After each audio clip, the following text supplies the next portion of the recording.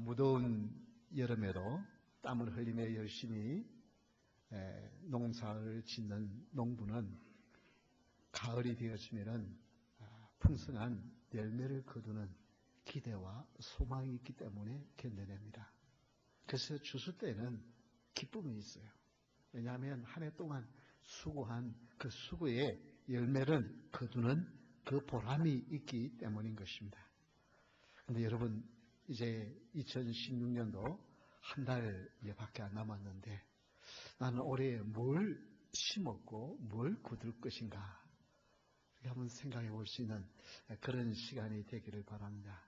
이런 말씀을 드리면 대부분 참 하나님 앞에 부끄럽다. 올해는 뭐 별 심은 것도 없고 또 별 거둘 것도 없다. 이런 생각을 할지 모릅니다. 그러나 여러분 참 저는 이렇게 한 해를 돌아보면서 너무 감사한 것이 우리 교회 성도님들 그렇게 얼마 되지도 않은데 다들 각자 한 분 한 분이 최선을 다해서 교회를 사랑하고 섬기고 헌신하고 봉사하고 물질도 하나님 앞에 드려서 부족함이 없이 하시는 그 하나님의 그 은혜와 하나님의 사랑, 우리 장로님들, 권사님들, 집사님들 모든 성도님들이 참 이렇게 참 최선을 다해서 헌신하는 그 모습에 저는 감사함이 있습니다. 여러분 그렇게 수고하는 그것이 무슨 대단하지 느끼지 않을지 모르지만 하나님 앞에서는 분명한 열매로 우리 하나님이 허락해 줄 줄 믿습니다. 이런 마음을 가지고 정말 우리가 뿌리고 심은 것을 그리고 가꾼 것을 거두는 날이 있을 줄 믿습니다. 그래서 오늘은 거두는 감사라고 하는 제목으로 하나님 주신 은혜를 받기를 원합니다. 첫 번째 7절에 보면 무엇으로 심든지 그대로 거두리라고 했습니다. 무엇으로 심든지 그대로 거둔다. 다 같이 한번 따라합시다. 심은 것을 거둠으로, 심은 것을 거두는 것이 감사. 아유, 목사님 무슨 심어서 거둔 게 그렇게 감사합니까? 심은 것이 거두는 것이 굉장히 큰 은혜요 축복이요 감사할 일입니다. 7절 말씀을 다시 한번 보겠습니다. 스스로 속이지 말라. 하나님은 업신여김을 받지 아니하시나니 사람이 무엇으로 심든지 그대로 거두리라. 세상에서의 경제 원리는 무엇입니까? 최소한의 투자를 해서 최대의 효과를 보는 것이 그게 원리잖아요. 그래서 가장 적게 재료를 들인다든지 가장 적게 투자를 해서 가장 많이 거두는 것이 세상의 원리입니다. 그런데 그것이 조금 심하면 뭐가 돼요? 그러면 안 심고 거두면 더 좋잖아요. 이제 그런 요행 심리가 있는 거예요. 이게 세상의 원리예요. 그러나 하나님의 원리는 어떻게 해요? 심은 대로 거둔다. 여러분, 지금 여러분이 사는 삶의 모습, 이 모습이 내가 살아온 열매에 거두는 것이다. 여러분, 변명할 필요가 없어요. 누구 탓할 이유가 없습니다. 남편을, 아내를, 부부가 서로 탓하고, 어떻게 누구를 탓하고, 부모를 탓하고, 형제를 탓하고, 아닙니다. 지금까지 살아오는 모든 삶에 내가 뿌린 씨앗의 열매가 오늘, 지금 나의 이 삶의 모습입니다. 그거 변명하지 마십시다. 하나님은 분명히 말씀합니다. 스스로 속이지 말라. 하나님은 업신여김을 받지 아니하시나니 사람이 무엇으로 심든지 심은 대로 거둔다. 하나님의 준엄한 말씀이에요. 하나님을 만연히 여기지 말고 안 심은 거 거두려고 하는 그런 생각하지 말고 지금 나의 삶의 열매는 내가 심은 것이다. 여러분, 이 말씀을 들을 때 이 말씀 앞에서 겸허하지 않을 수 있는 자가 누구겠습니까? 하나님 앞에 부끄럽지 않을 자가 누구겠어요?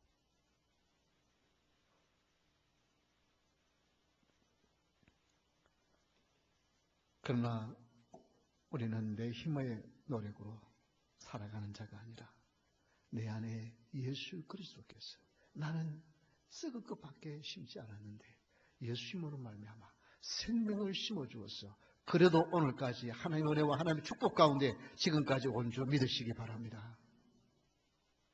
그래서 나는 죽고 이제 예수님의 생명이 역사에서 생명의 열매가 맺히는 그래서 심은 것을 거두는 것은 세상에서는 자기가 심은 것 그거 외에 거둘 것이 없어요. 그런데 우리 성도에게는 내가 심지 아니하는 주님의 은혜로 심겨진 것이 나를 통하여 열매가 맺혀지는 축복을 누리게 되었습니다. 레위기 25장 11절에 보면 이런 말씀이 나옵니다.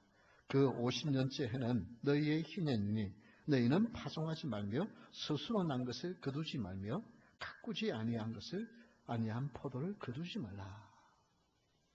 여러분, 이 이스라엘 사람들이 6년 동안 농사를 짓고 7년째 또 이제 49년째 이런 해에는 농사를 안 짓고 땅을 물립니다.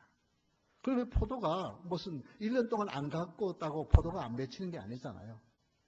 포도가 맺히는데 그것을 따먹지 말라고 그래요. 왜 그래요? 물론 그것은 이제 지나가는 나그네나 가난한 사람들 혹은 동물들이 먹을 수 있도록 하나님이 긍휼을 베푸시면 그러나 그 뒤에는 더 중요한 의미가 있습니다. 내가 심지 않은 것은 거두지 마라. 내가 심은 것만 거둔다. 근데 오늘날 사람들이 심지 않고 거두려고 그러니까 뭐예요? 그래서 사기꾼이 생기고 그럴 거예요. 적어도 심은 것만 거둔다. 심은 것을 거둔다고 하는 생각만 있어도 부정부패, 온갖 비리 그것은 사라져요.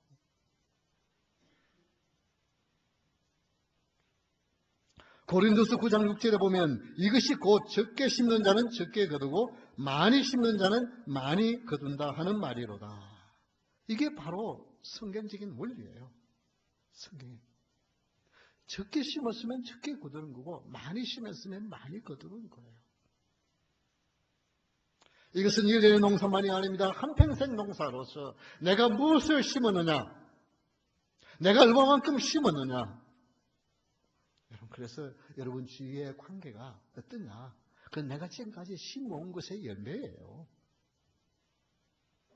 괜히 변명하지 말고, 괜히 남 탓하지 말고, 내가 사랑을 심고, 내가 위로를 심고, 내가 격려를 심고, 내가 축복을 심고, 심었으면 그 심은 것을 거두는 거예요.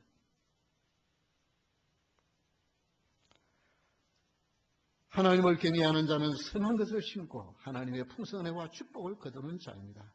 그래서 심은 것을 거두는 이것이 하나님의 놀라운 은혜와 축복입니다. 내가 심었는데 엉뚱한 것을 거두면 그게 얼마나 그렇잖아요. 굉장히 정말 억울하고 힘들잖아요. 그런데 하나님은 아닙니다. 엉뚱한 거 지금 거두는 것 같은데 그 엉뚱함 때문에 나중에 더 귀하고 더 복된 것으로 여러분이 선을 심으면, 의를 심으면 거두게 되는 날이 있을 줄 믿으시기 바랍니다. 특별히 우리는 감사를 심어야 합니다. 감사는 마음. 감사를 원망과 불평을 심으면 불행을 거두게 되어져 있습니다. 감사를 심으면 하나님의 은혜와 축복을 거두게 되어져 있어요. 노르웨이에서 지낸 여러분은 이야기입니다. 사탄이 노르웨이에다가 여러 큰 창고들을 짓고 그 안에 많은 씨앗들을 채워놓았어요.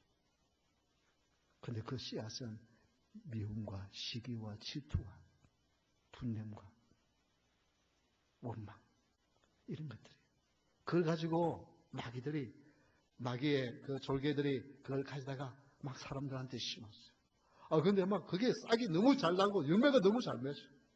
마귀가 흐뭇해 하는데 보니까 한 동네에는 그게 아무 심어봐야 소용이 없어. 그래서 이제 마귀가 그 조개들을 다 불러서 그 동네만 집중적으로 그런 씨앗을 뿌리게 했습니다. 그런데도 아무 소용이 없어. 그 씨앗이 나질 않아. 그래서 사탄이 너무 화가 나가지고 그 동네의 사람들의 마음을 들여다보니까 뭐가 심겨져 있냐면 감사가 심겨져 있어요. 감사가 있는 그 마음에는 원망과 시기와 불평이 자리 잡을 수가 없어요. 의미 있는 이야기입니다. 여러분, 불평하며 사는 사람은요, 상황이 상관없어요. 다 불평하기 마련이에요.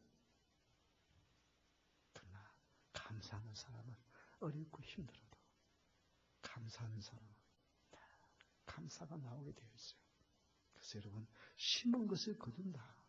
심은 것을 거둔다. 그래서 심은 것을 거두기 위해서는 좋은 거 심으면 좋은 거 거두는 거예요. 그래서 여러분, 감사를 심는 여러분 될 수 있기를 주의 이름으로 축원합니다. 네. 두 번째, 거두는 감사는 성령으로부터 영생을 거두리라. 다 같이 한번 따라합시다. 영생을 거둠으로. 첫 번째가 뭐였죠? 네, 심은 것을 거둠으로. 역시 제가 이렇게 기억을 하고 있으니까 말씀을 전할 때 힘이 납니다. 정말 심은 걸 거둔다. 그래서 내가 좋은 걸 심어야 되겠다. 의를 심어야 되겠다. 선을 심어야겠다는 이 결단. 근데 특별히 뭐예요? 심은 것을 거두는 기쁨은 영생을 거두어요. 우리는 영생을 심을 아무것도 없어요. 오늘 8절 말씀 한번 보십시오. 자기의 육체를 위하여 심는 자는 육체로부터 썩어질 것을 거두고 라고 했습니다. 여기 육체라고 하는 것은 단순한 우리의 이 몸만 아니라 헬라어에는 욕심, 정욕, 명예, 영원하지 못한 것입니다. 그래서 욕심을 심으면 욕심으로부터 썩어질 것을 거두고 그 말입니다. 정욕을 심으면 정욕으로부터 정욕을 썩어질 것을 거두고. 우리의 육 결코 쓸데없는 것 아닙니다. 우리 육 귀중한 거예요. 그러나 여러분, 이 육을 영보다 더 귀중하게 여기면 그게 썩어질 거예요. 육도 귀중하지만 영이 더 귀중한 줄 믿으시기 바랍니다. 거기에 더 투자해야 돼요. 우리에게는 영원한 것이 없습니다. 그래서 요한복음 3장 36절에 우리 한번 다 같이 읽어볼까요? 우리 다 같이 한번 큰 소리로 읽겠습니다. 아들을 믿는 자에게는 영생이 있고 아들에게 순종하지 아니하는 자는 영생을 보지 못하고 도리어 하나님의 진노가 그 위에 머물러 있느니라. 아들을 믿는 자에게는 무엇이 있어요? 영생이 있어요. 영생은 예수 그리스도 외에 있을 수가 없습니다.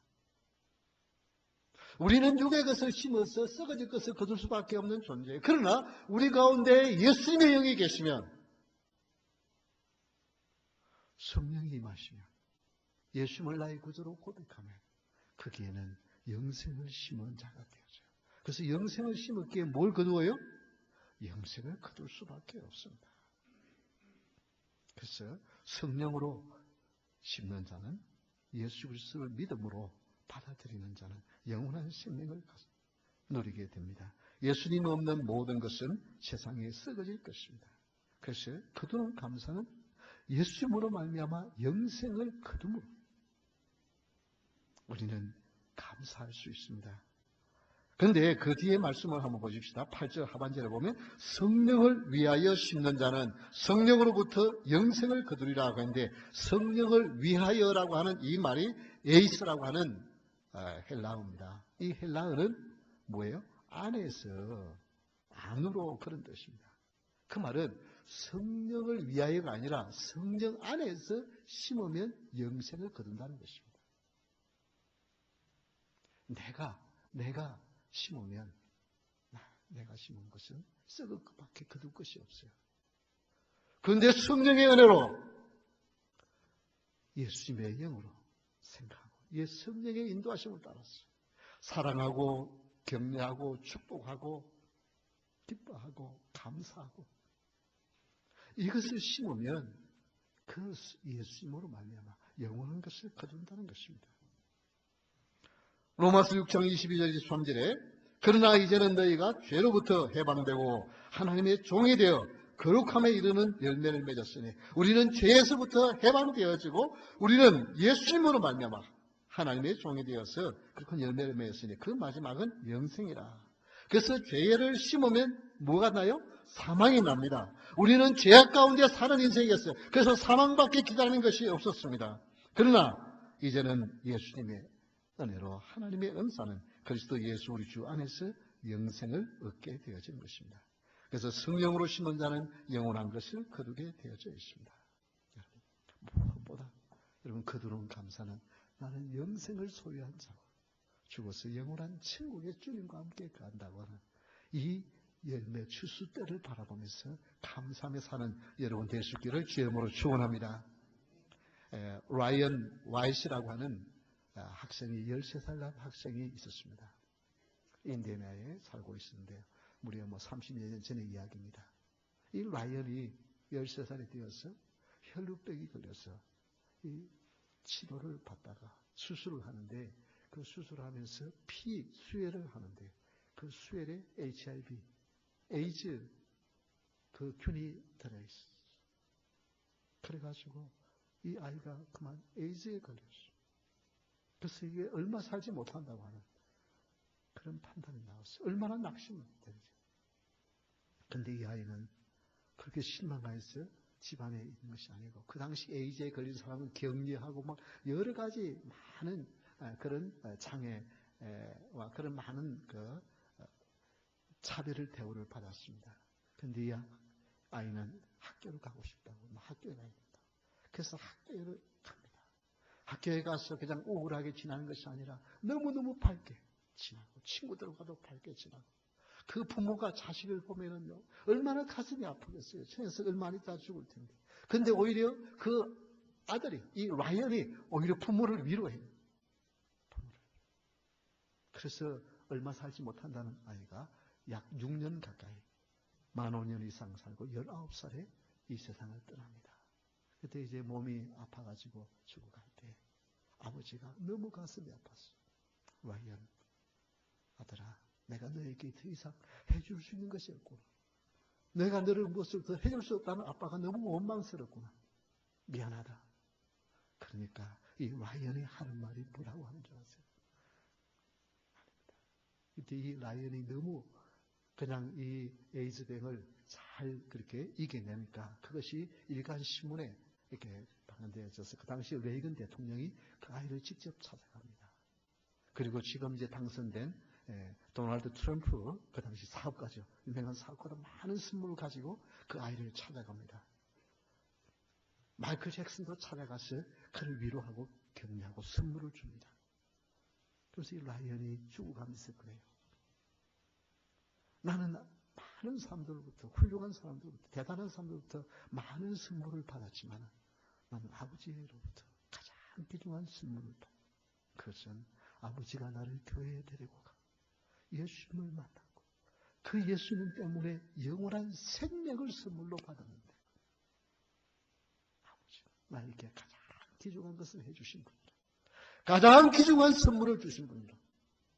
그러면서 그 아이는 19살에 세상을 떠났어요. 여러분, 영원한 생명을 가진 자, 영생을 가진 자는 이렇게 당당한 거예요. 19세에 그것도 자기의 잘못이 아니라 다른 사람의 실수에 의해서 그렇게 죽어가지만은 그 실수한 사람들을 원망하면서 죽어가는 것이 아니라 자기는 영원한 생명을 가져갔다. 오히려 부모를 위로하면서 떠나가요. 여러분, 이런 영원한 것을 가진 자, 저는 감사할 수 있습니다. 우리는 이미 영생을 거두는 자에게 감사하는 자가 된 줄 믿으시기 바랍니다. 두 번째, 거두는 감사는 때가 이름에 거두리라. 다 같이 한번 따라하겠습니다. 추수 때가 이름으로, 추수의 때가 이름으로 감사합니다. 농부는 이른 봄부터 땀을 흘리며 열심히 수고하며 노동을 하는 것은 추수의 때를 기다리고 그 때가 오는 것을 확신하기 때문에 그렇게 하는 것입니다. 성도도 역시 농사를 짓는 자입니다. 그런데 여러분, 농사를 지은 걸 보는 분들은 아시겠지만 그냥 쉽게 구할 수 있는 것, 흔한 것은 어떻게 해요? 빨리 자랍니다. 그냥 심어서 몇 주만 되면 그냥 먹을 수 있는 것들, 상추라든지 뭐 이런 것들은 그렇잖아요. 그러나 어떤 거는 1년 내내 키워야 돼요. 아니, 어떤 것은 몇 년을 키워야 되고요. 여러분, 보통 나무가 제대로 제목이 되려고 그러면 어떻게 돼요? 최소한 100년은 자라야 돼요. 100년. 그래야 단단한 나무가 돼요.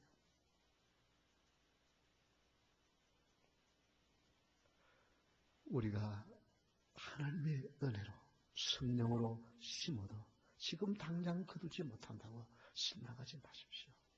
기종한 것은 오래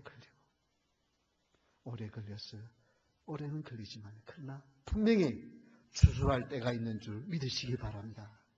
여러분이 믿음으로 선을 심으면 바보로 취급당하고요, 멸시당하고요 해도 아닙니다. 가장 복된 것을 심고 있는 자예요. 때가 되면 추수 때가 오기 마련이고요, 거두기 마련인 줄 믿으시기 바랍니다. 지금 우리는 추수해야 할 때고, 지금 우리는 우리 주위에 정말 많은 사람들이 휘어져 추수할 때가 되어졌습니다. 참 이 주위에 보면은 버젓하게 잘 사는 것 같고, 보면은 아무 염려 없이 걱정 없는 것 같은데요, 가정마다 들여다보면 걱정했어요.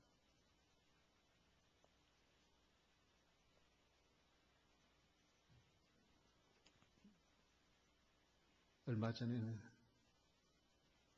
그냥 결혼해서 잘 사던 딸이 갑자기 우울증에 의해서 그만 자살을 했어요.